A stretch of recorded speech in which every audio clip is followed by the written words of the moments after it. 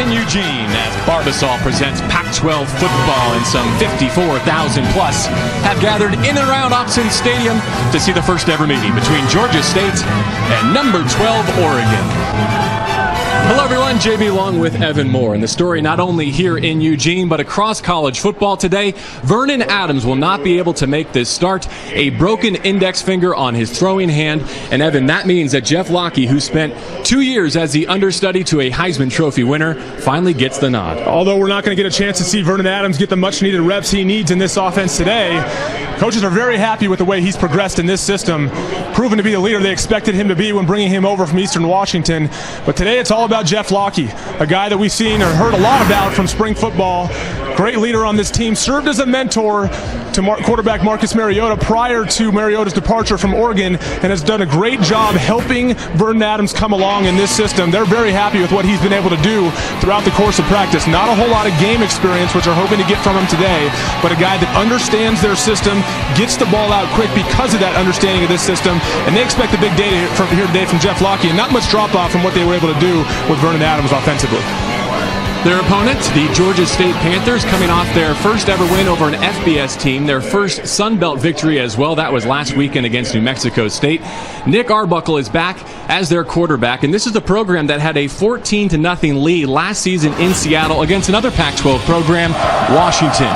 He threw touchdown passes to Robert Davis and Keith Rucker, and all of those skill position players are back for more here in 2015. So what challenge does Arbuckle and the Panthers present to the Oregon defense? Well, Nick Arbuckle, a guy that's had so much success throwing the ball in Jeff Jagodzinski's system, and he's a guy that had coming off a performance against New Mexico State of 372 yards. Unfortunately for him, he'll face an Oregon secondary today that has struggled to defend the pass. They've allowed 315 yards per game through the air. So Georgia State's going to stay in this thing. Expect them to rely heavily on the arm of Nick Arbuckle and his ability to get the ball down the field. Here come the Ducks on a spectacular Saturday, climbing towards 70 degrees. No rain in the forecast, and Georgia State is in town. For more on the Panthers, let's meet the third member of our broadcast team. Here is Ashley Autzen. JB, good morning. Well, Oregon's goals for today are get Jeff Locke some meaningful snaps and bounce back from that Michigan State loss, fine-tune some things ahead of their conference opener against Utah. As for their opponent, well, Georgia State has some big goals themselves. A win today would be arguably one of the biggest upsets in college football history. Just to give you some context, this Panthers program has only been around for 6 years. They've won 2 of their last 26. It's a team that didn't even have a weight room until 2 weeks ago.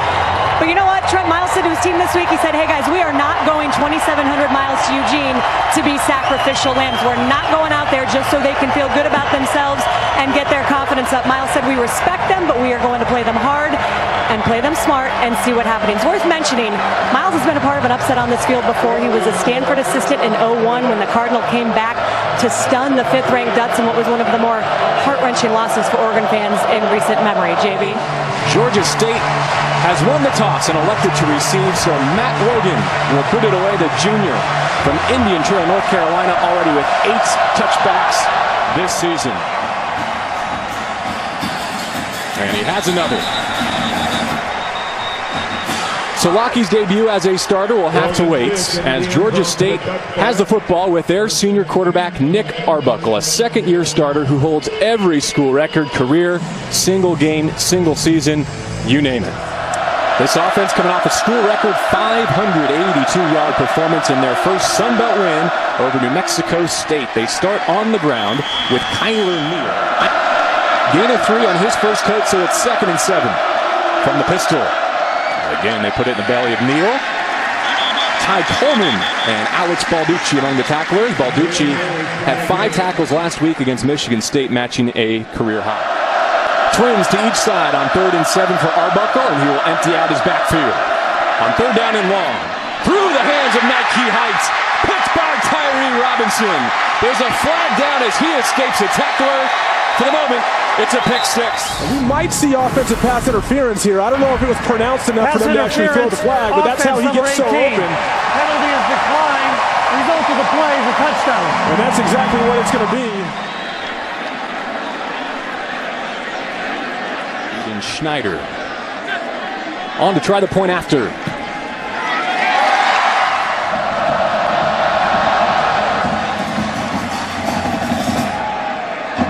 And once again, Green will have to take a knee on the E in Oregon as Evan breaks down that interception. Yeah, JB, let's go back to that interception and ensuing touchdown. This receiver right here, Penny Hart, is going to come up and pick the man of wide receiver Nike Height, and he doesn't do it quite discreetly enough. He pushes up the field and makes it very obvious that that's what he's doing on the pick route, and tip balls equal interceptions, and credit Tyree Robinson for being opportunistic and being there to take that ball in for 6, to put Oregon defense off to a good start and put a Georgia State offense that is not comfortable now playing from behind. Interceptions have plagued Arbuckle throughout his career, 17 of them last season against 23 touchdowns.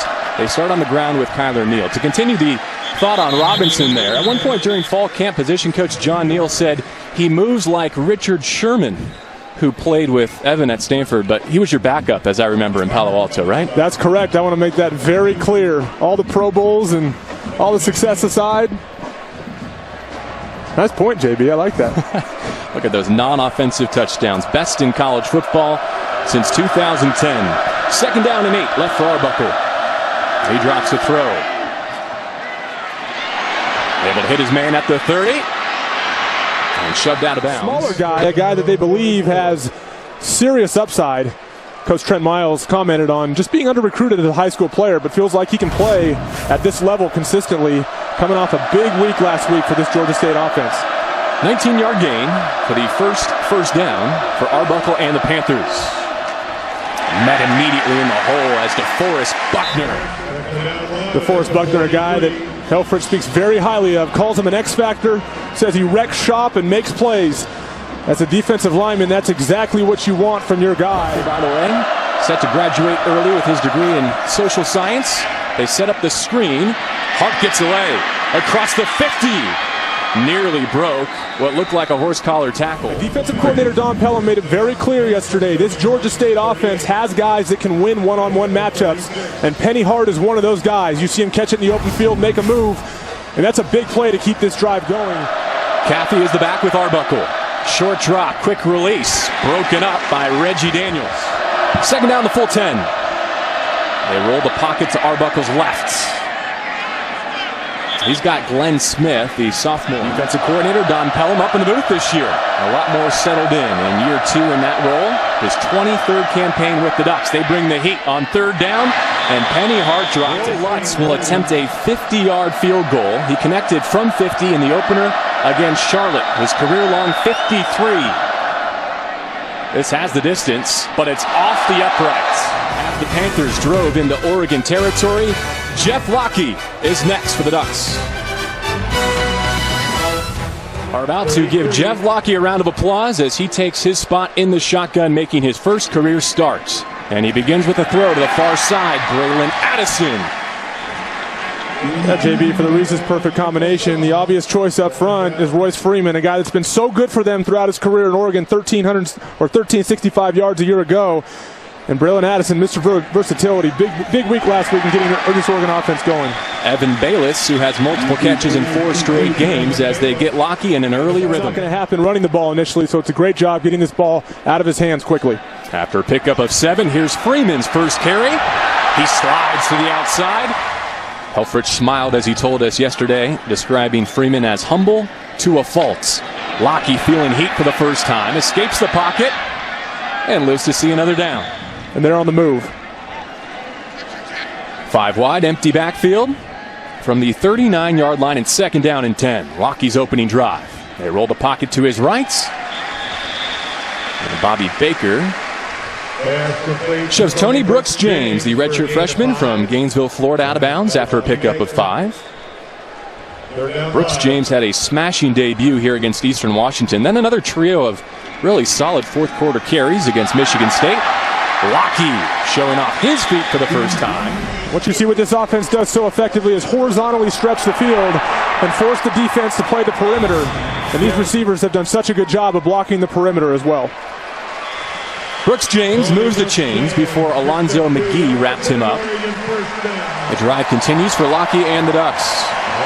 One thing we see, JB, we're even struggling to keep up with as quickly as this offense moves, and not a whole lot of change from Locke as they have with Vernon Adams. Things moving very quickly offensively between snaps for the Oregon Ducks. Again, it's Brooks James on the sweep right, is following his blocks. And the way that Mark Helfrich put it to us this week after that 31-28 loss in East Lansing, he said the defeat against the Spartans created a true sense of urgency, and they had a tremendous week of energetic practices. For a team with this high of expectations as the Oregon Ducks have, sometimes these losses can get you in the right frame of mind and take the monkey off the back and maybe change the expectations a little bit for people around. But this team still has one mission, and that's a Pac-12 title and a chance to play in the Final Four. They continue to feed Brooks James. Just needs more experience, but they're beginning to trust him even more. Lockie pulls it out this time. Long time to survey. He throws to the back of the end zone. Braylon Addison, the closest target. Addison, after missing all of 2014, leads the Ducks with double-digit catches, including a receiving touchdown. 7 grabs last week, a team-high 138, and, of course, that 81-yard punt return for a touchdown, the third of his career. He set personal best for all-purpose yards, finishing with 236. Here comes second down and 10. Lockie drops right at the line of scrimmage. Saw Taj Griffin in the backfield, a freshman from Powder Springs, Georgia native, playing against Georgia State. So far, we've seen a variety of looks from this Oregon offense, and that's largely a function of the fact this Georgia State defense doesn't have a whole lot of tendencies. Offensive coordinator Scott Frost alluded to the fact that they do a lot of different things up front, and he wasn't really sure what they were going to give them today, so as they feel this out, they're moving Lockie around quite a bit in the pocket. He steps up, avoids one hit. He needs a 3-yard line and is not going to get there. A hold of Taylor Alley. Aiden Schneider is pure from 26, and the Ducks grab a 10-0 lead on the Panthers of Georgia State. Third kickoff for Logan, and it should be his third touchback. Yeah, JB, when the Panthers offense came off the field after that second series, which ended with a drop by Penny Hart, Tim Lopano, the veteran coach, clearly frustrated. He told his receivers, don't body the ball. We're getting wide open. Our looks are there. Everybody just take a breath and relax. Of course, JB, easier said than done. And he makes a great point. Going over the middle, catching the ball with your hands is key. Letting that thing come into the body is dangerous, and it's a tendency that a lot of receivers have. Arbuckle has started 4 of 7 through the air. He's got Penny Hart. Inside of 7 minutes to go, opening quarter. Back to the ground for the Panthers. Not much there. This Georgia State offense, a lot of success running the ball last week. Over 200 yards. This time relying on Kyler Neal. Really a stable running backs in that backfield after losing Taz Bateman last week. We're seeing today kind of a balanced attack as well. They asked Neal to pick up a half yard, and he follows the surge of the pile out to the 37-yard line. Left tackle Michael Ivory came out. He was the injured player. To Rodney Prevost among the Ducks tacklers, crashing from the edge. He pulls it out, throws right down the line to Nike Hout, who puts it on the deck. And the Ducks have forced their second turnover. Pre-snap, they saw something that allowed them to sniff out this tunnel screen and be right there at the line of scrimmage to make contact and get their helmet on the football, causing a critical turnover once again for this Georgia State offense. Mistakes that they just cannot afford in this environment if they're going to keep this game close. Doesn't bode well for Georgia State's chances here. Lockie with a nice pocket, has Stanford overshot his man at the goal line. Wayne Stanford runs a good route, but really Lockie's first down the field throw of significant yards and overshoots him just a little bit. There's some early game jitters that he probably needs to get out to deliver that ball a little more effectively for a touchdown. Both tight ends in formation, and that short hops Johnny Munt with a flag down at the line of scrimmage. Illegal shift. Offense number 88. Penalties decline. Third down. Braylon Addison will come on as the quarterback. He's got Royce Freeman to his left. Addison keeps it. He's across the 25 and down at the 23. Gobbled up by Trey Pace. Will be just beyond 40. Snap a bit high, but well held by Taylor Alley. And a 40-yard field goal is good. The second of the day by Snyder. See what Chip Kelly was able to do. But when we chatted with Helfrich in his office yesterday, Evan, I heard a lot of our and us, not my and me. Absolutely. This Oregon coaching staff has been so successful for so long. And when you ask Mark Helfrich about it, a very impressive answer says it's an us thing. It's not a me thing. This is the longest tenured coaching staff in college football. And he feels like he's part of a collective effort to carry the torch and set the bar where this thing has been for so long, and he's effectively done that. And you see offensive coordinator Scott Frost joining him in that effort. He's guys have been here for quite some time, and they can sit there and rattle off several names of guys that have been here even longer than they have that are still helping them maintain the standard of success that they've set so consistently here in Eugene. The Ducks have averaged better than 45 points per game during Scott Frost's first 2 seasons as offensive coordinator. All touchbacks so far for the Oregon kicking game. Arbuckle 5 of 8 with 43 yards through the air and that pick. On a wheel route, they got a free runner. Moving guys around to utilize matchups. Rolls the running back on a wheel route out of the backfield, taking advantage of a linebacker matchup, which speed's going to win every time in a matchup like that. And using Penny Hart in the backfield is very, very smart because it forces a linebacker to cover a guy that just has too much speed. 45 yards. Here's the pressure. He gets it out to Robert Davis, who scored a touchdown at Washington last season. Like I said a minute ago, they'll take Penny Hart on a linebacker all day. Too fast, too dynamic out of the backfield. From the pistol on 2nd down and 4. This is Kyler Neal crashing ahead. 3-minute mark, first quarter. They empty Neal out of the backfield. Arbuckle over the middle. Keith Rucker. Touchdown, Panthers. No, they're going to mark him down just inside the 1. Again, Jeff Jagosinski using his creativity, motioning the running back out of the backfield in order to find out what coverage Oregon was running. He gets followed out there by a linebacker, knowing it's man coverage, delivers the ball to the tight end, who tries to extend the ball over the goal line, but it looks like that knee came down at just about the half-yard line. The question is, where was that ball when the knee came down? And he's followed by a linebacker indicating man coverage, and Nick Arbuckle finds a matchup he likes with his big tight end on safety Reggie Daniels and takes advantage of it. Knee hits there. Tough to tell from this angle where the ball is. Big long arms of Keith Rucker, the junior from Cincinnati. He's down right there. That ball falls just short of the goal line. I think we're just short. Certainly not enough to overturn the call on the field. Rucker's father, Keith Sr., played in the NFL for a half-dozen seasons as a defensive tackle.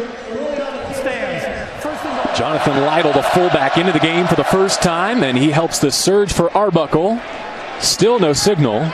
Arbuckle has already come out the back end, and he's got a touchdown. The Panthers are on the board. And Nick Arbuckle doing a great job. No wasted movement at the line of scrimmage. Oftentimes on a quarterback sneak, you'll see quarterbacks have wasted movement and kill a little too much time. Will Lutz, who handles both the place kicking and the punting duties, tacks on the point after. See the 2 quarterbacks there. Braylon Addison describing Jeff Locke as the Tim Duncan of the team, while Vernon Adams is like Steph Curry, to use the basketball analogy. Byron Marshall on the return. The basketball comparison is one his head coach Mark Helfrich uses, asking him to be the point guard of this offense. Pretty good handoff there to Royce Freeman. There's a great example of a staple of this Oregon offense. Perimeter running and quality wide receiver blocking on the outside by the likes of Charles Nelson and Braylon Addison. So important in what they do. One personnel matter to bring up here along the Oregon offensive line. Cameron Hunt sits, the right guard today. Doug Brenner, the redshirt sophomore from Portland, gets the nod along the offensive line. Blocky throws down the line to Stanford. Good blocking in front of him, half of what he needed. And I'm sure as a former receiver yourself, you can appreciate what the receivers are asked to do in terms of blocking on the edge for Oregon. A lot of guys don't like to do it. It's hard to get the receivers to consistently do that. But Scott Frost is quick to say, hey, we got a lot of talent at that position. You don't do it, you won't play. And they've responded. Freeman on the screen, 3rd down and 4. He's got the first down out across the 45. Freeman got the Ducks a first down inside a minute to go, first quarter. Carries right side, untouched until he crosses midfield. Just utilizing his wide receiver blocks. Spotted at the 50. Blocky with a hitch. Now he throws the screen. And Freeman wrapped up well. Devin Allen, his receiver, to the near side of the field. He rolls away under duress and throws incomplete with Stanford in the vicinity. We begin the second quarter at Autzen Stadium in Eugene with the Ducks in front 13-7 with Evan Moore, J.B. Long. And Oregon will punt it away. Ian Wheeler on 4th down, set to kick to Penny Hart. Panthers return man signals fair catch right away and inside his 15-yard line. Get each other in the right set. And there's been times this year where they've been unable to do that on a consistent basis. Arbuckle 8 of 11 through the air. He climbs the pocket And the Ducks get home to Rodney Prevo. Great job by the Oregon defense, causing that pocket to collapse, not bringing a significant amount of pressure, just breaking down that pocket. And that's one way to combat some issues in the secondary, is not give Nick Arbuckle the time he needs to throw. 4 wide. Virtually no drop, and he pegs it to Penny Hart as well. 5 catches, over 100 yards now for Hart. Saw redshirt freshman Jalen Jelks along the defensive line for the Ducks on 3rd down and 3. Near the 25-yard line. Oregon brings pressure. The throw out to Joel Ruiz, the tight end. Reaches for the 30-yard line. He's a 5th-year senior. He was one of the top 5 senior tight ends, according to Mel Kiper. Oregon defense electing to bring pressure on this play, and they were really good against Michigan State on 3rd down. Kyler Neal, the back in formation with Arbuckle. He takes the handoff. Arbuckle feeling it right in front, and out he goes. Pelham has to be pleased with this, bringing 4 once again, not even having to bring pressure, and is able to collapse that pocket and force Nick Arbuckle to eat it. And if he can continue to do that, he's going to really cause problems for this passing game. Stop what they're trying to do on the back end. 3rd down and long, a conservative call. The Panthers give it to DeMarcus Kirk. Will Lutz will kick it away to the Pac-12 Special Teams Player of the Week, Braylon Addison. I don't think he wanted any part of Addison. We'll wait for the spot. It is not going to be good news for Georgia State.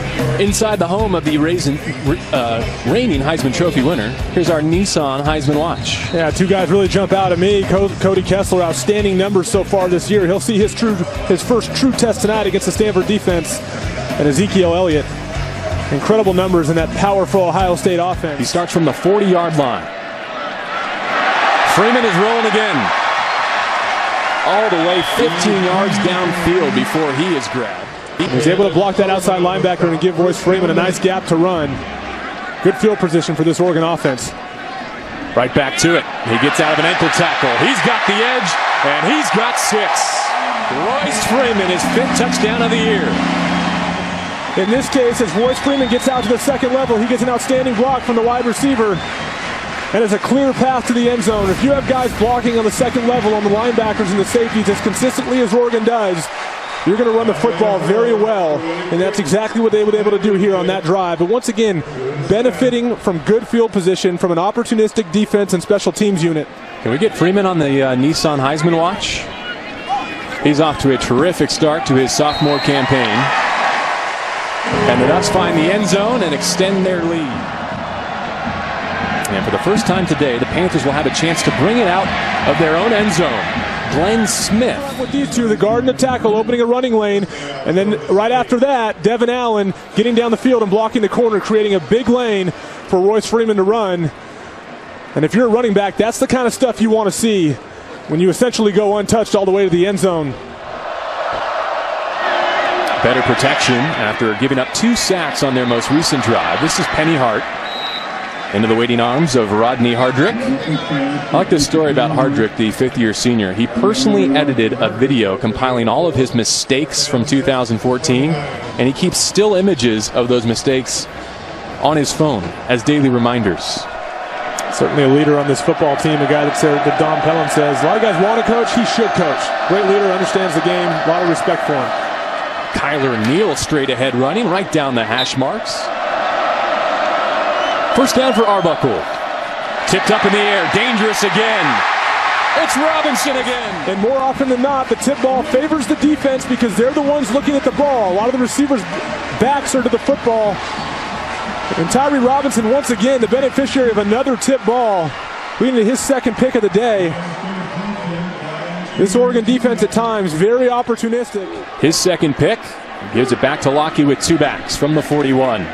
Brooks James, sweeping left, hit behind the line, and he'll go for a loss of 4. The Oregon offense certainly winning the field position battle, putting themselves in good spots. Lockie optioning right. He'll opt to keep it. He's down at the 34. So it's up 3rd down and 4. We haven't seen a whole lot of today. Lockie getting out on the perimeter, obviously wanting to pitch that football, but doing a good job getting that defender turned around and getting up the field. Screen right. It's Stanford. Got a big block. And he's going to go Dwayne Stanford, touchdown, Ducks! Reinforcing the identity of this offense. It's about speed and tempo and getting speed out in space. Oregon extends its NCAA record streak of touchdown passes now in 71 consecutive games. This one belongs to Dwayne Stanford, 35 yards from Jeff Locke. The second touchdown toss of his career. It's the first scoring play, measuring more than 25 yards for this Ducks offense this season. Another touchback. He brings Robert Davis in motion. Rolls the pocket to his right. Penny Hart has been his favorite target.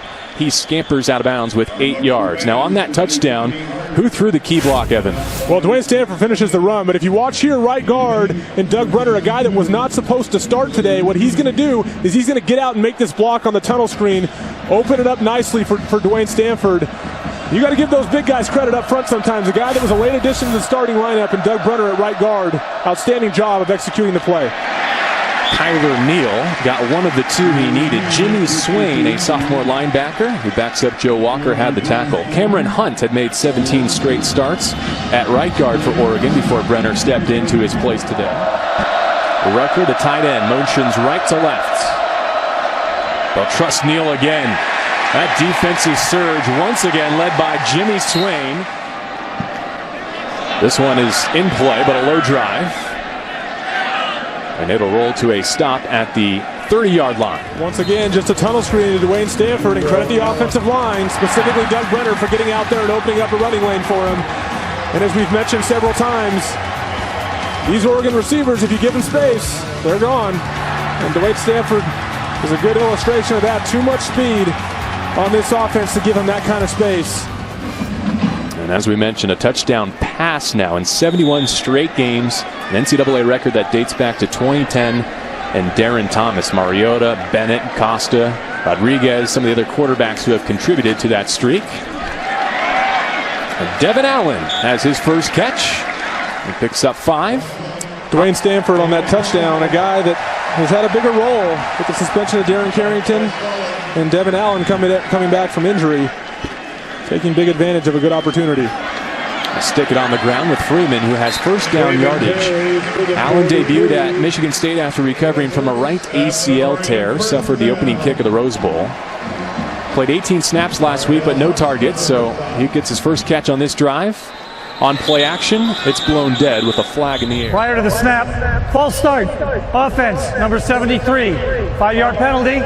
First down. Well, JB, one thing that was very clear in our meeting with Scott Frost yesterday, Vernon Adams earned a ton of respect from his offensive coordinator for playing with that broken knuckle on his throwing hand at Michigan State. Both Frost and Mark Helfrich told us how impressed they've been with how Adams has ingratiated himself into the culture here at Oregon. And today, down on the sidelines, got his headset on. Adams is the first guy out on the field, slapping hands with teammates, putting his head together with Jeff Locke. Now, that's a relationship that could have been contentious, but all indications is that it's been nothing but supportive, JB. Thank you very much, Ashley. And Royce Freeman picks up 12 more as you get a look at Frost and VA.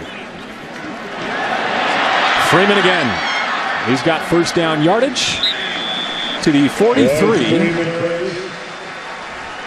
There's Adams, who took a lot of criticism on social media. He told Ryan Thornburn of the Register Guard he appreciates the real Duck fans out there who are faithful and understand that not everyone's perfect and that he is not Marcus Mariota. Locke keeps it himself, gets something one. Mark Helfrich is very proud of with this Oregon team. They've built a culture here that is very, very selfless, and if you don't fit that culture, you become the outlier. And you get singled out by guys for being selfish, and nobody wants to be that guy. And they've created a culture of getting guys to do the right thing and be very selfless players. Vernon Adams, when he arrived late to training camp, told Mark Helfrich that he wanted to address the team. He wanted to apologize for being a distraction, and Helfrich told him, don't say, just do. And he has. Helfrich clearly not the type to have guys do those motivational speeches in front of the team. So often those fall on deaf ears. Football is a meritocracy, and actions speak louder than words. And Vernon Adams has done that very well here so far. Todd Griffin, a Georgia native and a freshman whose older brother Ty is in the Ducks defensive backfield, gets a touch. Jeff Locke says that Griffin is, quote, super freaky talented. He's clocked at 4.31 in the 40-yard dash. 45-inch vertical as well for Griffin. Number 76, 5-yard penalty, third down. As they try to get set and move quickly. Comes Addison, the motion man. Lockie rolling to his left to throw. He wanted Addison and let him out of bounds. Ian Wheeler, who joined the Ducks as a walk-on in 2013 before winning the job and a scholarship last season, sends this one into the end zone despite the best efforts of Addison. Arbuckle 12 of 16 through the air so far this afternoon. Wants the screen to Kyler Neal. Read beautifully. Christian French, Fresno tonight before they come to Eugene to play the Pac-12 opener. Arbuckle again to the air. Throws low over the middle with Penny. Oregon showing pressure in both A gaps with both linebackers. The question is, will they bring it or will they drop into coverage for this long third down? They do get the snap off. Quick throw, and the drops continue to plague the Panthers. This time it's Glenn's the kick from Will Lutz. Couple of steps to his right before he boots it away. An angled kick that checks up across the 50 and spins to the 36-yard line. Jeff Lockie to throw the ball down the field. We saw that one time earlier, and he missed a guy near the end zone. Like to see him get a chance to throw the ball down the field here at some point on a vertical passing game. Not much need at this point as long as Freeman is going the way he has been. A long 9. Second down and short before Dukes, who has returned to the game after leaving with an injury, is credited with the tackle. Lockie, 6'2", 205 pounds, a redshirt junior, a business major in Pac-12 honorable mention, all academic. This is the third consecutive year he's been relegated, Evan, to the backup duty. Freeman over the century mark, picks up a fresh set of downs for Lockie and the Ducks. Inside of 3.5 to go second quarter. The two-back set. And he's going to put it in the air for Charles Nelson, all alone, and inside the 10. Getting the speed of Charles Nelson and bringing him out of the backfield on a wheel route presents a big mismatch for this Georgia State defense. And there's no linebacker that's going to run with Charles Nelson, and he proves that. We were hoping to see here at some point because, JB, we mentioned they're going to need him at other times again this year given the injury history of Vernon Adams. And you want to make sure he's comfortable throwing the ball down the field as they get into Pac-12 play if they need him again. That was Oregon's answer, much like Georgia State did earlier in the game with Penny Hart in the backfield. They do the same thing with Charles Nelson. A nice wheel route ends up wide open for a big gain. It's on the floor, and Lockie appeared to have covered it. Post-snap, a lot of stuff going on behind the line of scrimmage with giving and tucking and keeping. Hear the announcement as we get the clock adjusted. 2:31 on the game clock. Some more time on the play clock as well for Lockie, who faces third down and goal. Tony Brooks-James remains his back. Lockie gets away from the first bit of trouble, but he's dropped at the 24-yard line. Joe Peterson, who is the star of this Georgia State defense, his second 40-yarder of the afternoon from the right hash. He has been solid. So the Ducks are to 30. Scott Frost, the offensive coordinator, had the line of the week, didn't he, when he advised us at some point, if you get the opportunity, touch his back. Speaking of Royce Freeman, because some guys have to spend years in the weight room to get the stature that he has built naturally.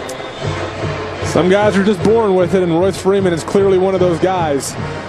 He said when he came in as a freshman, he already looked and acted like a 25-year-old. And that kind of maturity led to a big freshman year with 1,365 yards. How do you expect Arbuckle and the Panthers to approach this drive with 1:45 left before the half and trailing 30-7? Well, I expect them to be aggressive. They just don't want to make any mistakes here and put any points up for the Oregon offense like they've already done twice here today. And Oregon will use one of its 3 timeouts, anticipating a 3-and-out and maybe one more chance to tack on to their lead before the out of Atlanta, Georgia, playing their second season in the Sun Belt. Second down and 8, and they will throw. Arbuckle shakes it off. Keeps the play alive, spots Hart, and it's going to go for a loss regardless. And the Oregon defense is able to get pressure on Arbuckle, and he gets rid of the football. And once again, utilizing a timeout, trying to get them in a quick 3-and-out and get that football back and put more points on the board and give Jeff Lockie a chance for another drive.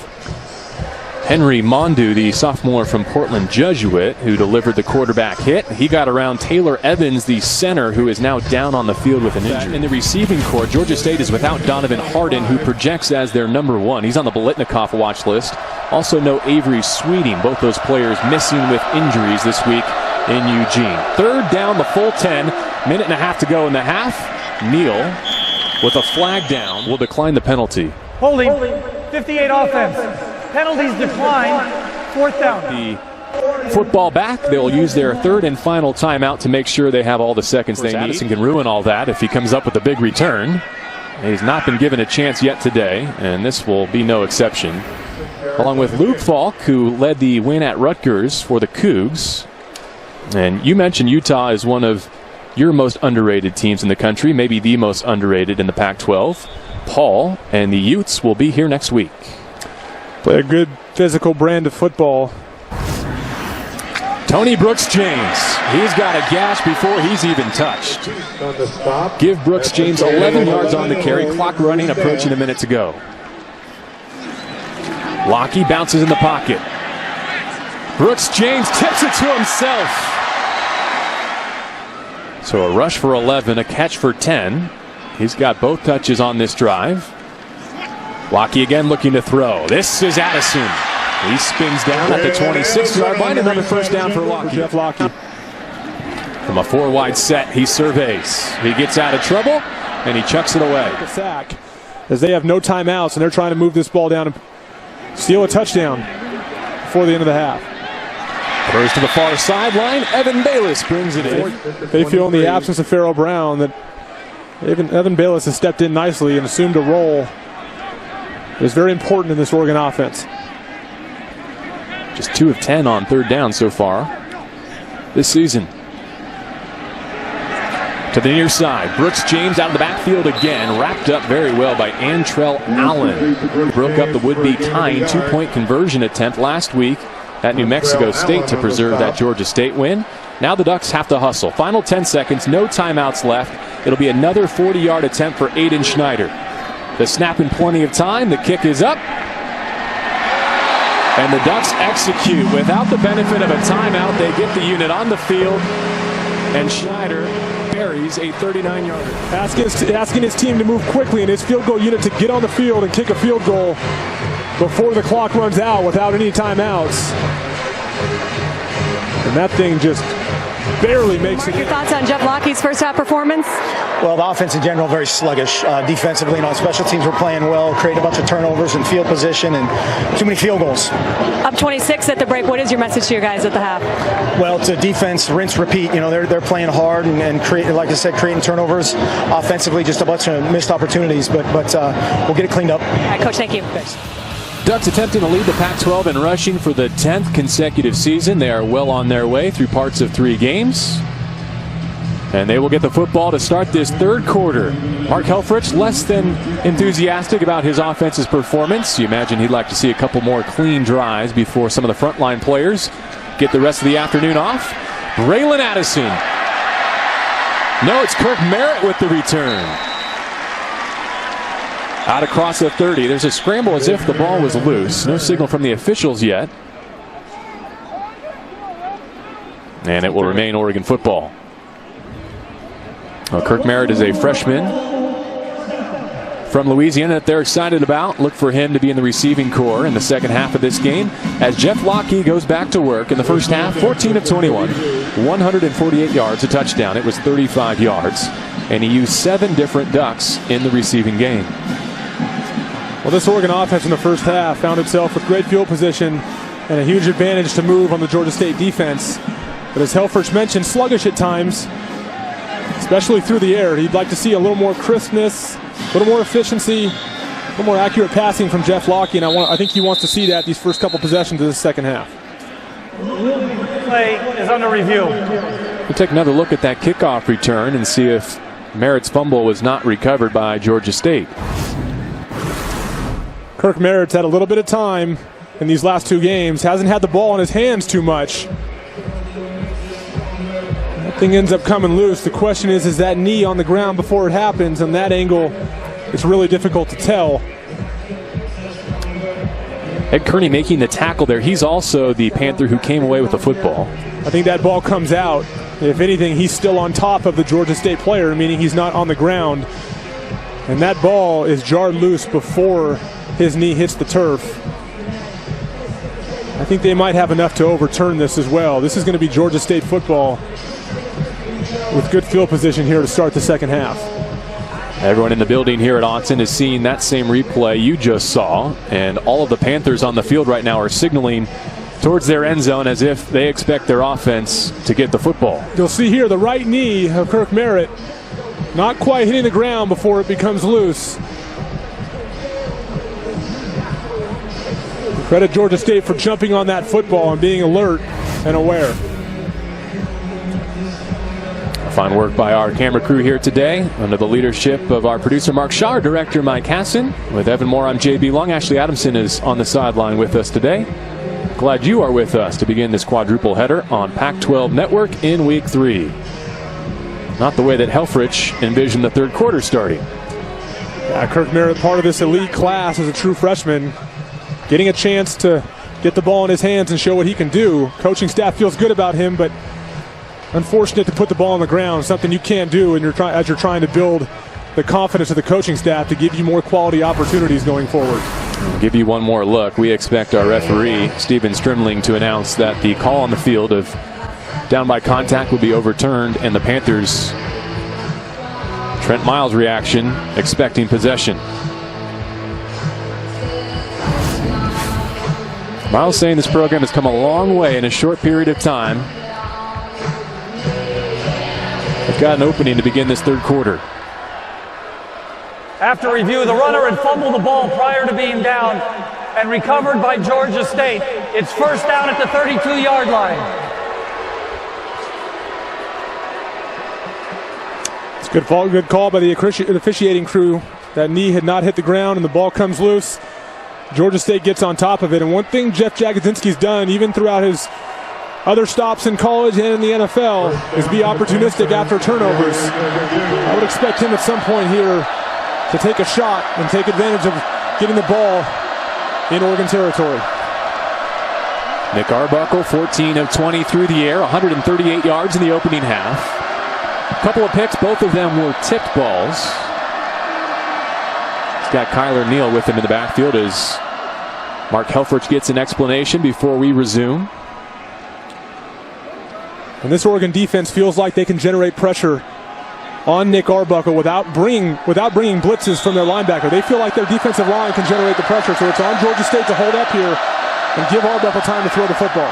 He does to Rucker, and that was at his knees. It may have cost the Panthers a touchdown, and there's a flag in the backfield. Rodney Hardrick may have hit the quarterback late. 15-yard penalty, first down. It is roughing the passer. No targeting mentioned there. So a 15-yard penalty, but this should have been 6. Arbuckle stands in there, tries to deliver the ball. A little bit off on his footwork.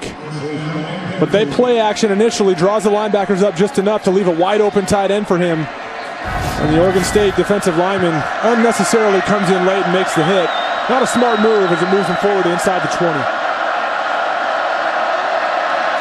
Arbuckle again over the middle.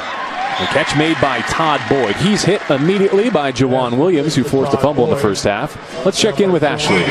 JB, Georgia State's first takeaway could not have come soon enough. I just talked to head coach Trent Miles, and he said, look, it's simple. We've had too many turnovers. It's hard enough to beat Oregon at Oregon. You can't spot them 7 points and then turn the ball over 3 times. That's what he told his players. He said, this is us. We're turning it over, missing tackles, putting ourselves in bad situations. We'd be playing a lot closer if we weren't shooting ourselves in the foot, JB. Another flag flies as it looked like Tyree Robinson arrived too early in the secondary. I'll add some drop passes to the mistakes that Trent Miles mentioned to Ashley. They were a couple of catches away from keeping drives alive on third down. Ashley said it perfectly by way of Trent Miles. This is too tough of a place to play. Don't make it harder on yourself by all the mistakes. They knew coming in it was going to take a near perfect game to compete with the Oregon Ducks. And while they've looked good at times, it's been costly mistakes that have allowed Oregon to jump out to this lead. Meanwhile, for the Ducks, a fumble, a personal foul, and what appears to be pass interference to begin the third quarter. Pass interference, defense number 86. Holding, offense number 63. Penalties offset, replay second down. It appeared there were going to be multiple penalties on that play as flags flew from all different directions at the end of the play. But in Oregon's case, getting there just a bit too early on the receiver and using that off arm to wrap him up and spin him around, which is such a common occurrence in college football, and it's going to get flagged every time. What remains is 2nd down and 7. Arbuckle rolls, resets the pocket to the end zone. Touchdown, Panthers. Todd Boyd, the sophomore. Outstanding throw by Nick Arbuckle, working the two-man combination on the left side and run what's called a smash route, where the inside receiver pushes about 8 to 10 yards up the field and runs to that back pylon, and they get Arbuckle on the move, and he delivers a nice ball to Todd Boyd where only Todd Boyd can catch it. And when you outflank the defense like that, you just have to hope for a bad throw because there's really no way to stop it. Less than a minute into this third quarter, Lutz with the PAT. And Georgia State, with the benefit of a penalty, needs just 2 plays and 57 seconds to cash in. Or a fumble on a return, and they're within 33-14. Kirk Merrick fumbled the opening return of the third quarter, and Georgia State turns it into points. 33-14 our updated score. Less than a minute into the third quarter, and he will not get the chance to return this time.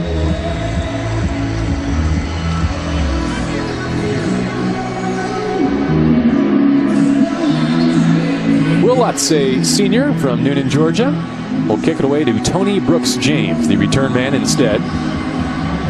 3 yards deep in his own end zone.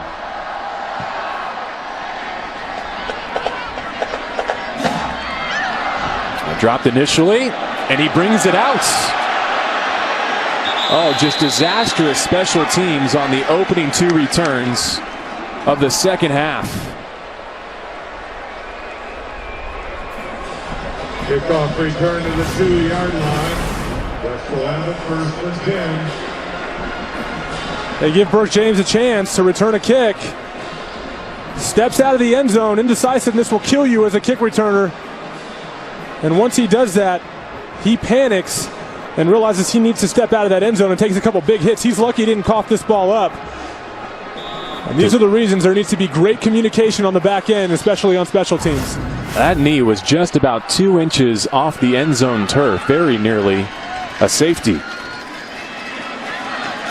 He is the running back on this play and gets out to the 4-yard line. Shawanye Lawrence tackles him there.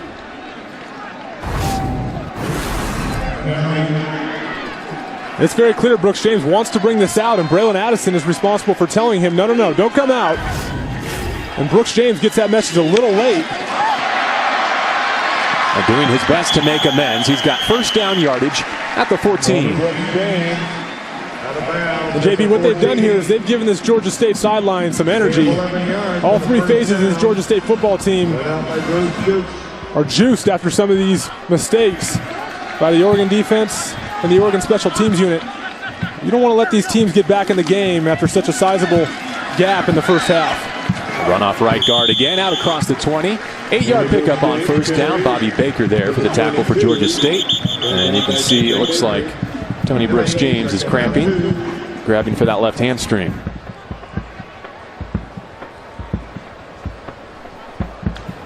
Matt Haggerty, the center, over to attend to him. And we'll step aside. 13:08 to go, third quarter. 33-14 our score. Barbasol presents Pac-12 football with the Ducks on top. Before we pick up their offensive drive, Evan wants to illustrate the Georgia State touchdown. Yeah, JB, let's go back to that touchdown. What they want to do is throw the ball right here, so they need to occupy this corner and keep him at the 5-yard mark. So they end up running a more shallow route with one of their receivers and taking the other receiver deeper right behind him. And Nick Arbuckle drops it in nicely for 6 points. Tony Brooks James, the tailback for Oregon, just left with a left hamstring cramp. Taj Griffin takes his place, blocking the time to throw downfield. And no target available. Johnny Munt, the closest Duck. 3rd down and 2 left. Oregon trying to take a shot there downfield and inject this offense with a little bit of life here in the second half. Just unable to be on the same page there with his tight end. Griffin on the ground, has the first down, and he's out across the 30. Caleb Ringer brought him down. Griffin, a freshman from Georgia. His older brother Ty plays for the Ducks defensively. First down, Ducks. Lockie keeps it this time. Wanted to get it to Devin Allen. Experience some of those games here at home before they head into what most people would say are the more challenging games for them with USC and Stanford and Arizona State.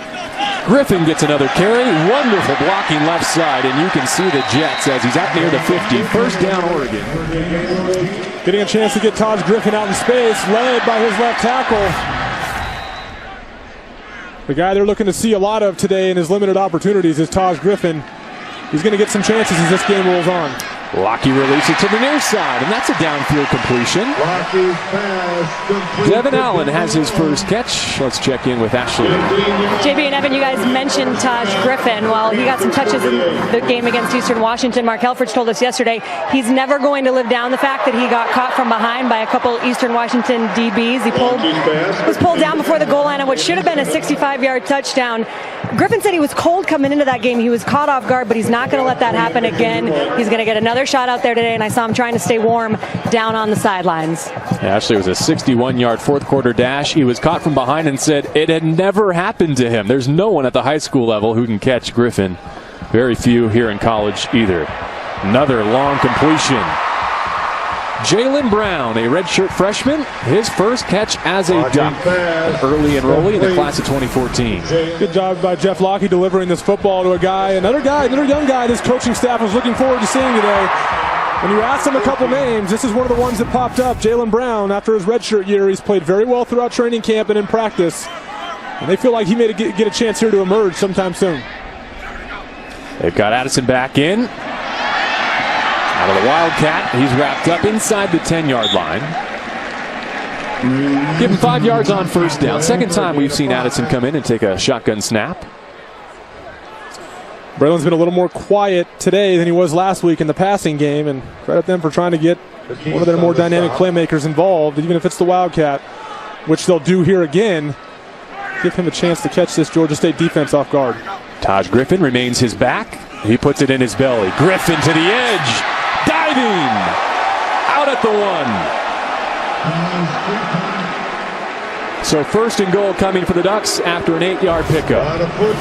Dangerous combination between these two guys in the backfield. This time Braylon elects to hand it off to Taj Griffin. Gets around that edge. The question is, did he step before he launched? Did his foot touch the sideline? And they're going to go ahead. Oh, they are. We're going to get an offensive procedural penalty. I was wondering if they're going to take another look at this.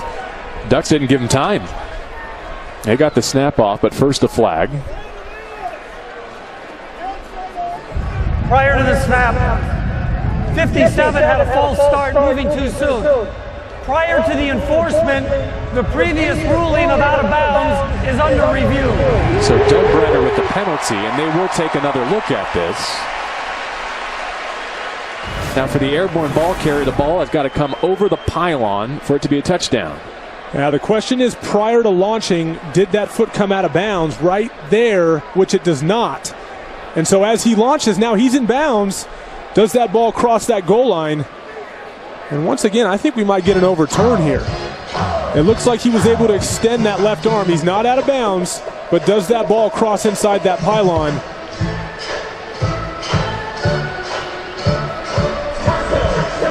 Extremely athletic play by the freshman running back. And I think his arms are up for a reason. He's going to get this. I think there's enough evidence here to overturn this and make it a touchdown. Remember, no Thomas Tyner in the backfield for Oregon. He's lost to a preseason shoulder injury. We have not seen Kenai Benoit, another talented piece of this Oregon backfield. We'll continue to show you replays of Taj Griffin's attempts. He's an early enrollee. He continued to rehab a high school ACL injury with the Ducks as he arrived here on campus. He's only able to play the opening game of his senior prep season before that injury. Great job of tight-roping that sideline and trying to extend that football inside the pylon. Outstanding balance and athleticism. Look at him fly through the air. There's no question he wants it with those hands in the air. He was excited. He thought he had it. On the field, which was out of bounds inside the 1 yard line. The spot stands. Oregon fans here not happy about it. Apparently, there will be no false start as the replay buzzed prior to the false start. It will be first and goal. Ducks on the doorstep.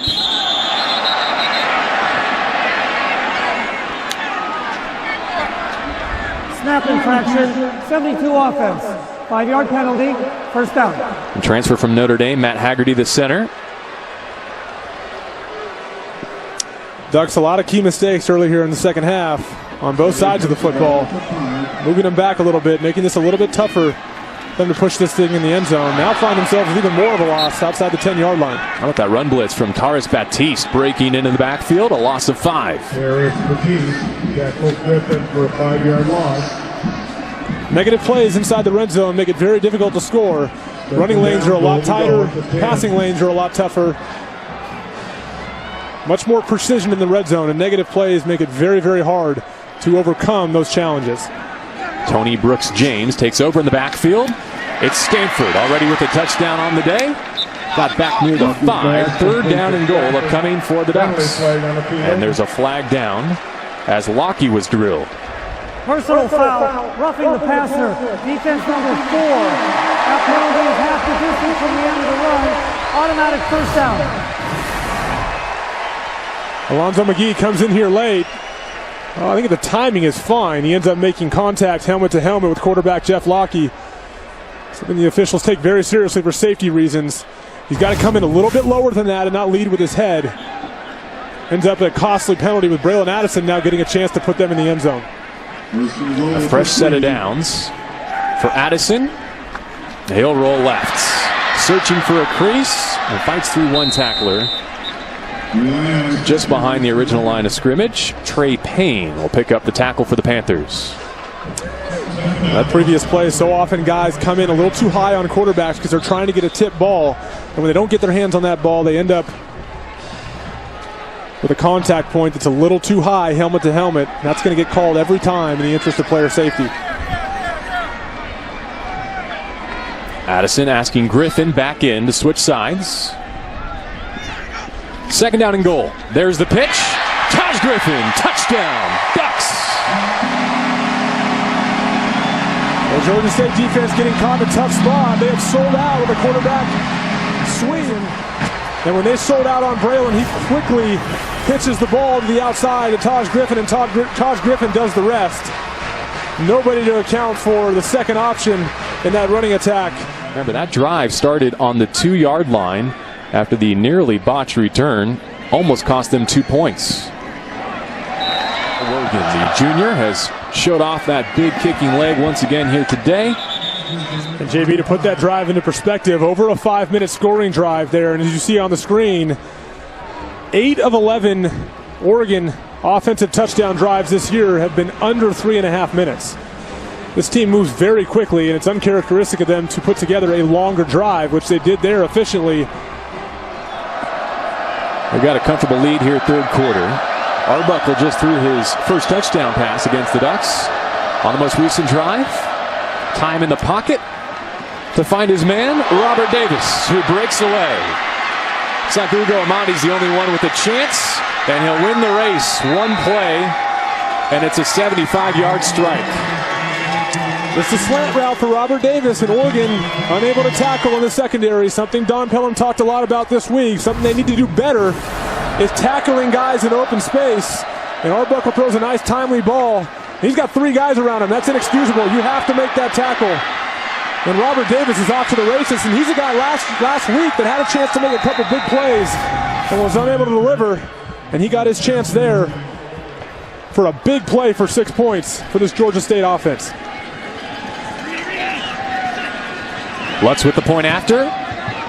And for the 2nd year in a row, Robert Davis, the junior from Warner Robins, Georgia, scores against a Pac-12 team. Last year it was Washington. Today a 75-yarder against the Ducks.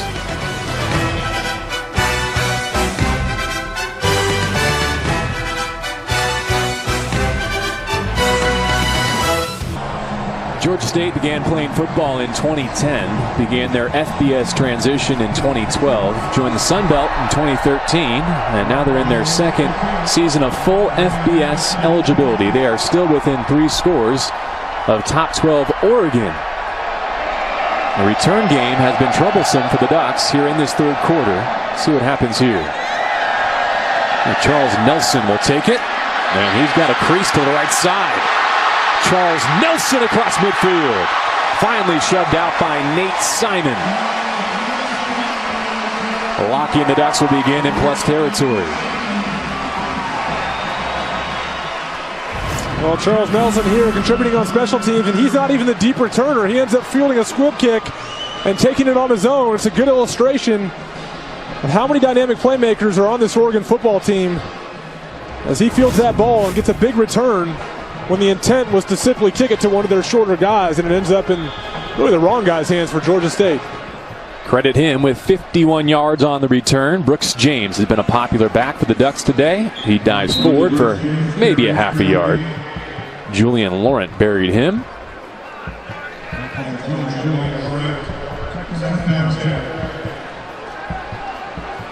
Quickly to second down. And again, it's Brooks James. Still not much running room. Carnell Hobson among the tacklers. Antrell Allen came away with the football, but the play had been blown dead.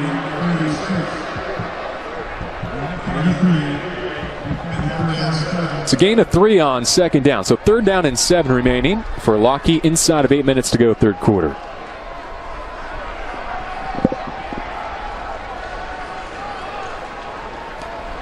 Twins stacked to each side. Panthers bring pressure over the middle. A diving catch made by Byron Marshall. That's the first of his afternoon. Georgia State elects to bring some defensive zone pressure, forcing Jeff Lockey to manipulate the pocket just a bit and deliver the ball down the field to Byron Marshall. The great catch for a first down.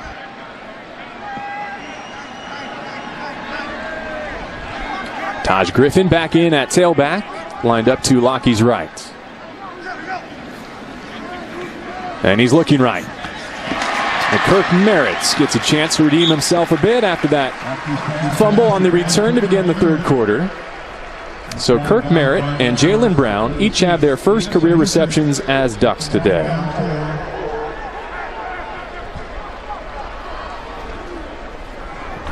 Give is to Griffin. Look at him bounce it to the outside. Taris Baptiste grabbed him by the ankle. 3rd down and short. And as an offense, I think Mark Helfrich has to like that he's getting some good quality experience and production from guys like Kirk Merritt, Jalen Brown, and Taj Griffin here. Sort of looks you want to get these young guys some experience here early on in the season. Griffin again. Not much there, but it should be enough to keep the drive alive. Laurent again, the sophomore from Toronto, driving the pile back. Still awaiting the spot, and it may require a measurement. The Oregon Ducks, such a deep roster. The biggest challenge when bringing these young, talented players in is, do we want to redshirt them or do we want to play them? You don't want to burn a redshirt year if you're not going to rely on them consistently. And so early on with some of these young, true freshmen, it's important to get them the experience they need to be able to contribute in Pac-12 competition, which is exactly what Mark Helfrich is doing here today. See, according to our first down line, the nose of the football is right there. Couple of chains left for 4th down.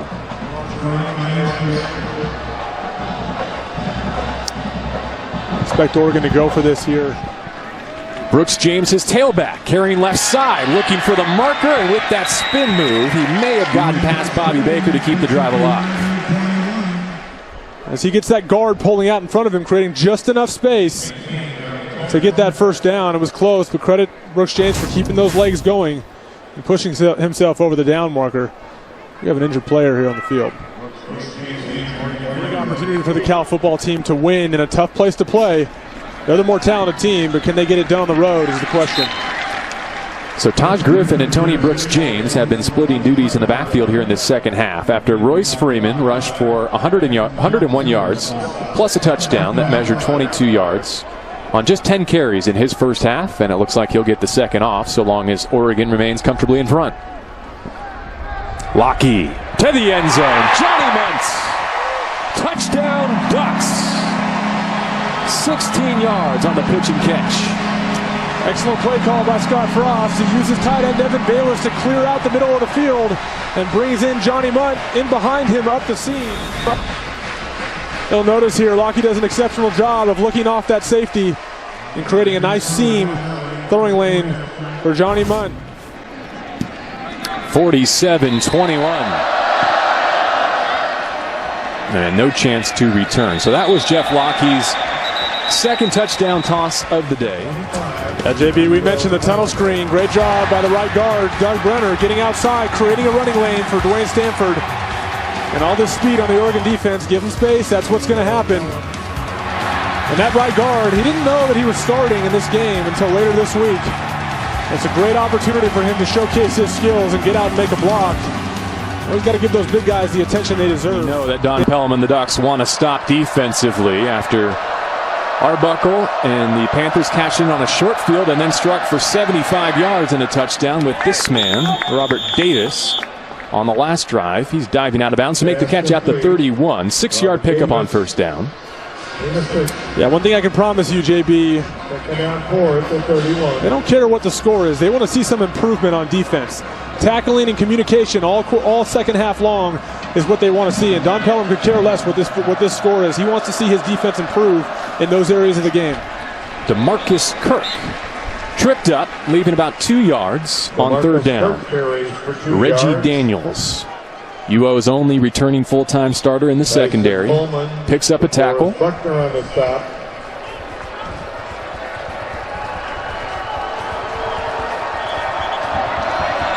Kirk remains in the game as the tailback.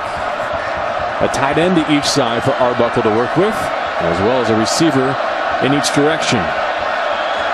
They empty it out with Kirk in motion. Ducks bring just 3, drop 8. Here's the throw to the tight end Rucker. He puts his shoulder down out to the 45. First down, Georgia State. 12 yards on the conversion. Georgia State making something out of nothing, not getting the look they were looking for as they motioned Kirk out of the backfield, waiting to see if they were going to get man coverage, and they didn't. They got zone. It was easy to tell pre-snap. And Nick Arbuckle makes something out of nothing and delivers the ball to his tight end for a first down.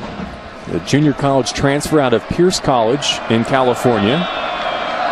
Did not go the JUCO route because of grades, just because of a lack of offers, but he has found his way at last to FBS football.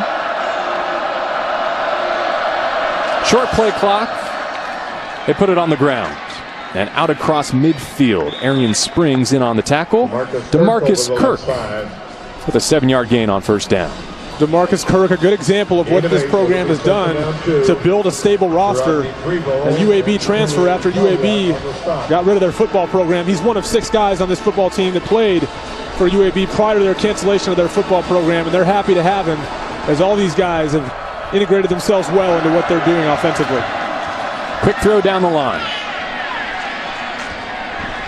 Todd Boyd on the receiving end. Christian French with the tackle. 5 transfers from UAB. Another handful of true freshmen seeing action. Ashley mentioned it off the start of our broadcast. This is a program that just opened up their very own weight room for the first time a couple weeks ago. They were awestruck as they toured the facilities here in Eugene.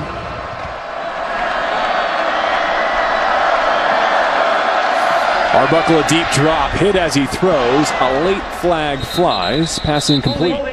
56 offense, 10-yard penalty, replay. It's the right guard, Alex Storr.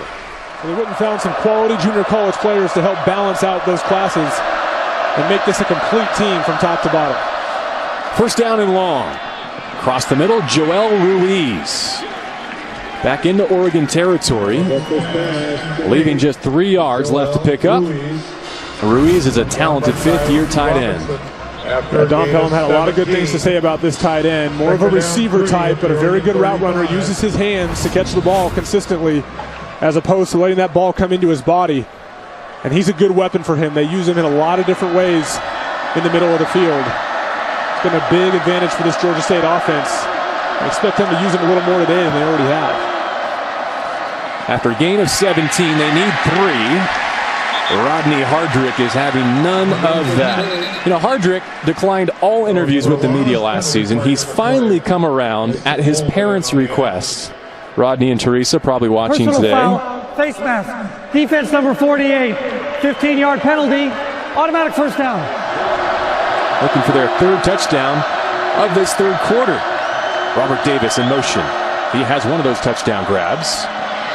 Arbuckle escapes Hardrick and throws it away. Arbuckle's pass out of bounds, incomplete. Arbuckle trying to take advantage of a flood concept to the left side of the field with three receivers running at three different levels of depth to get open for him. And in the process of moving, Oregon disrupts that with their pass rush, which really helps out their secondary, as we alluded to earlier. The ability to generate a pass rush up front and disrupt the timing of Nick Arbuckle is big for this secondary, because they don't have to worry about him having time to sit back there and pick them apart. 2-minute mark, third quarter, second down and 10 and 4 wide in formation for Nick Arbuckle.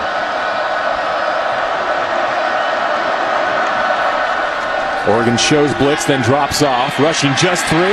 They got there anyways. Arbuckle complete at the 5. Ugo Amadi made the tackle. And JB, this is what's called the scramble drill. As soon as he realizes he doesn't have anything in the pocket, he's going to scramble. Now, a lot of this is on his wide receivers to realize what he's doing when he's scrambling and get open as a result of that. And his receiver on that play does just that, giving his defender a little bit of a move to create a throwing lane for Nick Arbuckle as Nick was improvising outside the pocket. But so important for the receivers to be on the same page, and that's something they work on pretty much every day in what they call the scramble drill. Tavius Andrews with his first catch to set up first and goal, and Rucker's going to walk in. Rucker is able to outflank his defender as a result of just a little bit of a delay, causing the defender to stop his feet. And with 1:20 remaining in the third quarter, the Panthers playing the Ducks tough. This kick popped up short and taken at the 24-yard line. Again, it's Nelson, and it's blown dead before he's taken to the turf. Is there a fair catch signaled? And as you see here, a lot of easy pitches and catches as a result of some of the scheme advantages they have on that side of the ball. Lockheed connects with Jalen Brown to begin a new drive. Lockheed has completed 22 now of his 30 passes on the day. Well over 200 yards, a couple of scores, has not been intercepted. 8 yards on the pickup, a minute to go third quarter, 2 left on second down. And this is Griffin. Makes his shake in the hole, picks up the first down. Joe Peterson gets a tackle, the senior linebacker who defensive coordinator Jesse Minter says flat out our best football player.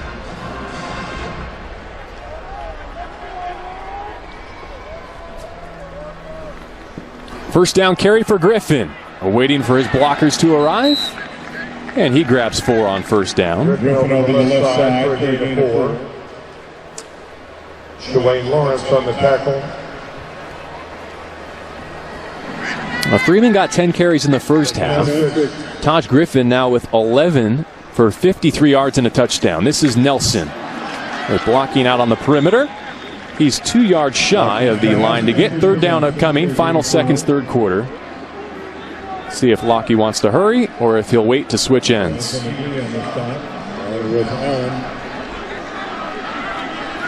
Final play, third quarter. And it's Griffin spun down behind the line. Alonzo McGee breaking through. A 72-degree Saturday afternoon in Eugene. Back inside Autzen Stadium where the Ducks elect to punt on 4th down and 3. A whistle and a flag before that kick. Kicking team number 2, 5-yard penalty, 4th down. After 3, they've got a 3-score lead on Georgia State. A short kick. That will bounce inside the 30 and take an Oregon roll inside the 15. That worked out well. First, they have to contend with the Panthers in this fourth quarter. They open their drive from just inside the 10-yard line. Nick Arbuckle has been solid. Both of his interceptions were tipped balls. Coleman, the pressure from the edge, and it arrives from the other end. DeForest Buckner gets the sack and a loss of 6. DeForest Buckner wrecking shop just like Mark Helfrich had predicted. And Nick Arbuckle got the man coverage he was looking for. But Oregon was able to get enough pressure on him and not allow him to get the ball down the field. 28th career start here today. Arbuckle from his own end zone. Gets it out quickly on the slant. It's thanks, Big Ant. 3rd down and 7 here. Penny Hart with the catch and the conversion. A freshman wide out across the 30. Pushes up and runs the basic crossing route over the middle of the field, and with his speed is able to get up the field for the first down. And Trent Miles has to love the energy and confidence with which this offense is playing, due in large part to last week setting the best performance in school history against New Mexico State. 582 yards of offense last week, and they are rolling as well in this game, much to the dismay of defensive coordinator Don Pelham here at Oregon. See DeMarcus Kirk, the redshirt freshman, back, standing behind Nick Arbuckle in the pistol. They hand it off to him with a lead blocker. Rucker, look at this.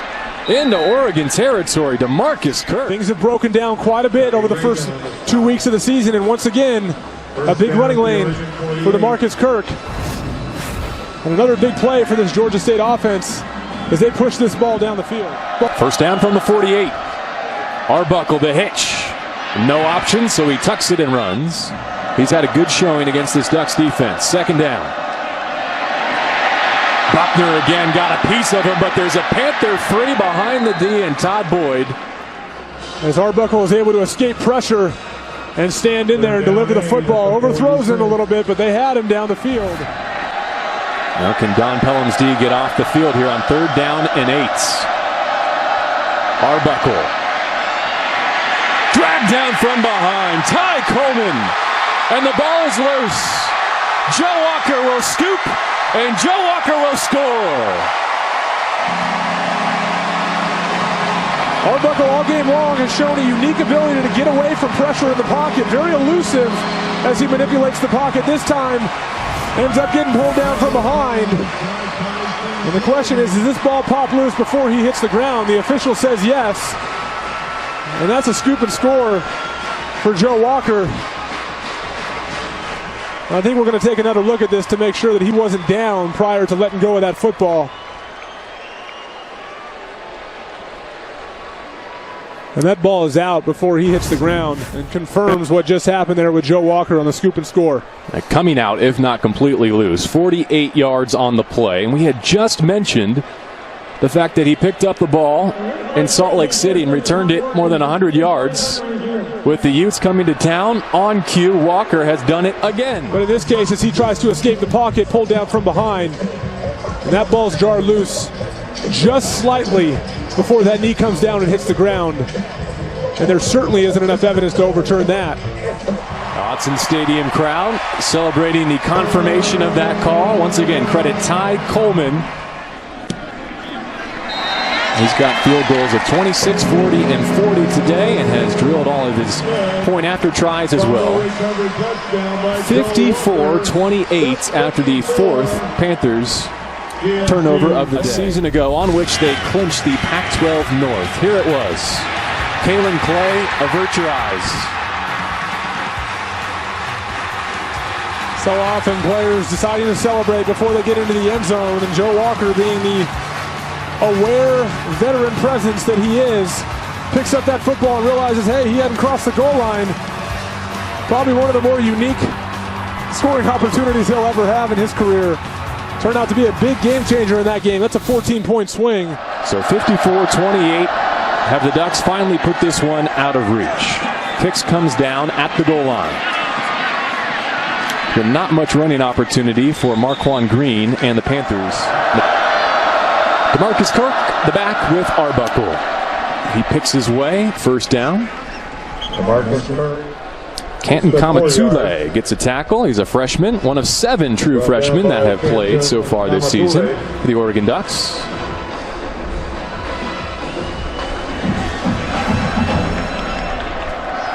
Second down, 6. They throw it out left, and it's dropped. A tough ball to handle. Anthony Herron in our San Francisco studios. Kickoff is moments away at Washington. Viewers watching on Pac-12 Washington and Pac-12 Mountain will be leaving momentarily to see Utah State at Washington.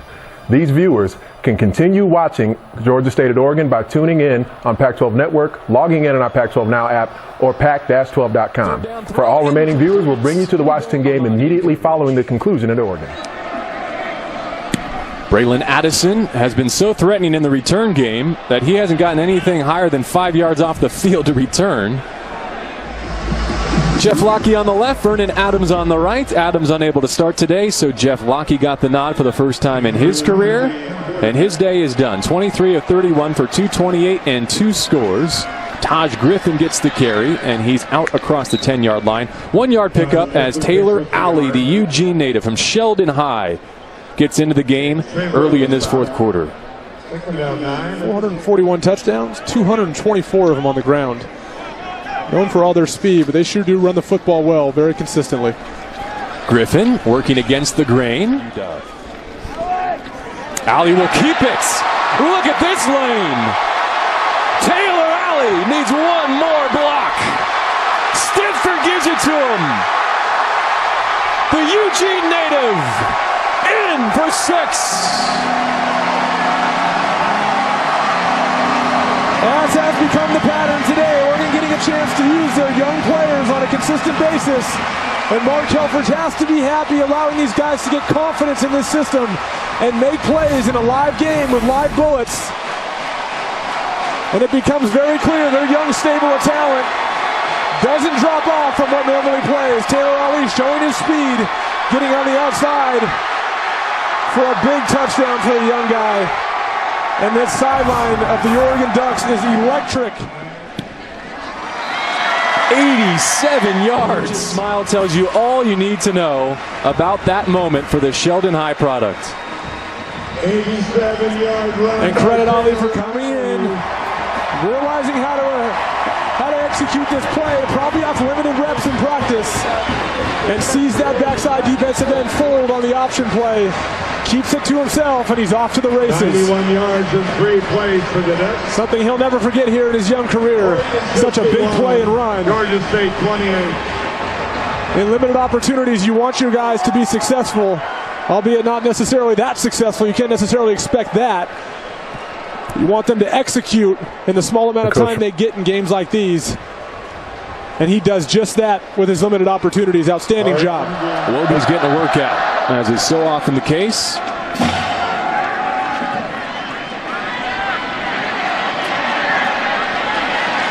Glenn Smith out to the Georgia State marches out here with a new quarterback in Scaife. I think Arbuckle's day is done. Amir Scaife is a redshirt freshman from Charlotte, and he's the heir apparent to Nick Arbuckle. Bill Technip, a reserve tight end, in motion there. Look out from behind. He gets the throw away. He's very efficient as a passer and showing good accuracy to run this offense. It is put together nicely by Jeff Jagodzinski. A lot of success at times today. False start, offense, number 58. 5-yard penalty, 3rd down. Good pocket to throw from. The pressure arrives late. Johnny Reagan III drilled the quarterback, and in the secondary, 2 flags arrive. Pass interference, defense number 17. Ball will be placed at the spot of the foul, 1st down. Another example of some young Oregon Ducks getting a chance to be on the field. Losing his footing, falling down on the receiver prior to the ball getting there. So that was the break that the Panthers needed to extend this drive. 1st down. Marcus Caffey. And they feel like he's got a high ceiling. Just needs to get more comfortable at that position and continue to get more experience. They feel like he could be great at some point if he continues to develop. Scaife hands off again. A couple of nice moves there by Marcus Caffey. He's got 1st down yardage at the 41. Make him a little antsy and skittish about using you again. We haven't seen much of him here today, but he's getting an opportunity here late in the game. Scaife this time pulls it out, and then he turns the corner. And he bowls over Griffin. Amir Scaife not even realizing maybe he's supposed to get down as a quarterback, and giving Ty Griffin a nice little welcome to the secondary. Bowls that shoulder down and runs over him. Amir Scaife, a big physical guy at 6'2", 218. Gets the extra yards, proves he's not out there to just get through the game. That's a physical run. Very impressive. How about the name Canton for a football player? Canton Kamatule. His brother Luke, a senior at Stanford. Freshman on the defensive line. There he is, 6'7", 295, an early enrollee. Top prospect out of Hawaii in last year's class. Consensus 5-star recruit. Another young guy, blue chip recruit. Big talent that they want to see get some time, and he's getting that here today to build on what they know he's able to do. Scaife now to the air, if he gets the chance. Johnny Reagan III spun him down. Good look at Fall Harbor there with 3rd down and 9 upcoming. Scaife puts his head down and goes. Got a block, got a 1st down. baseball slide to the 21. Counting down inside of 6 to go. Scaife leading this drive for the Panthers. Marcus Caffey. 2nd down and 2 for the Georgia State Panthers. And Caffey forging his way ahead to the 11. And while we don't get to watch the Sun Belt play every single week, I would imagine they're going to find a way to get some wins this year. 2nd down and 10. Scaife to the end zone behind Ari Wirtz, a reserve tight end. Shotgun snap. Gets it away as he's hit. Again, the tight end was his target. An Autzen ovation for this Oregon defense. They want to see one more big stand. 4:27 left. 4th down and 10 for Georgia State. They bring 5. Scaife incomplete. The Ducks D is off the field. Marcus Mariota's Heisman display here in Eugene, centered around the theme of 8s. It's on top of 8 layers, 8 Hawaiian Islands represented on the floor. Stainless steel finish. The number 8 finish, we're told. Mariota's Heisman Trophy just steps away from Autzen Stadium. And number 8, a popular one, still in the stands today and probably always. 61-28, Oregon in front. Certainly the least they can do to pay respect to the most prolific player in school history, no question. Yeah, JB, you know, I saw a few Tennessee Titans jerseys on Ducks fans on the way in, and why not? Oregon fans so proud of their Heisman winning quarterback. He had a stunning NFL debut just this past Sunday. He became the first rookie to throw 4 touchdown passes and a half. He finished with a perfect passer rating as the Titans blew out Jameis Winston and the Bucs in Tampa Bay. Now, Scott Frost told us yesterday he's so happy for his former quarterback, said we always believed Marcus would be great at the next level, and it's gratifying that everyone else who questioned that got to see a taste of what he's capable of. Frost said he talks with Marcus every week, said he's loving it. Only thing he misses, the camaraderie in the locker room. Apparently a little different in the NFL than it was here in Eugene. JB. Well, thank you, Ashley. As you see there, the AFC Offensive Player of the Week. Not bad for his debut. Yes, typically when you see a young guy pull to the end of the 3rd quarter in a regular season NFL football game, it's not a good thing. But in this case, things were going so well for the Tennessee Titans and Marcus Mariota, they decided to give him the rest of the day off. Very impressive debut for the young quarterback. J.J. Jones has been the back for the Ducks on this drive. We saw Royce Freeman rush for 101 yards and a touchdown in the first half. Take care of the football. However, early on, I'd say there was a little bit of anxiety on his end, and the coaching staff trying to help him out a little bit. You may have just heard the announced attendance of better than 56,000 today in Eugene. 105th consecutive sellout at Autzen, home of the nation's 3rd longest streak. Allie will just take a knee there. Going out there today and leading him to victory, regardless of who it's against, is important, as he confirms a lot of the things that this team feels about him from a preparation standpoint and from a leadership standpoint. It is 26th victory as head coach of the Ducks here today. Georgia State, meanwhile, has a bye next week. 61-28. Number 12 Oregon defeats Georgia State. They did so without the services of Vernon Adams Jr., their senior transfer at quarterback. He was termed a game-time decision today against the Panthers. Head coach able to give Adams a rest and Jeff Locke some time to shine. Yeah, Jeff Locke provided the spark that they were hoping he would give with the unavailability of Vernon Adams. A great job for the most part, getting the ball out quickly and allowing his speed to hit the perimeter and get up the field. A staple of this Oregon offense. Given his experience, you think back to the spring, all the reports coming out of Eugene were that he might be our starter this year, depending on what Vernon Adams is able to do when he comes in. And although he didn't start the first 2 games, he has shown this coaching staff over the last couple of years his ability to step in when his chance finally comes. And today it did. And he's well deserving of an opportunity here today, and a big victory here for the Oregon team.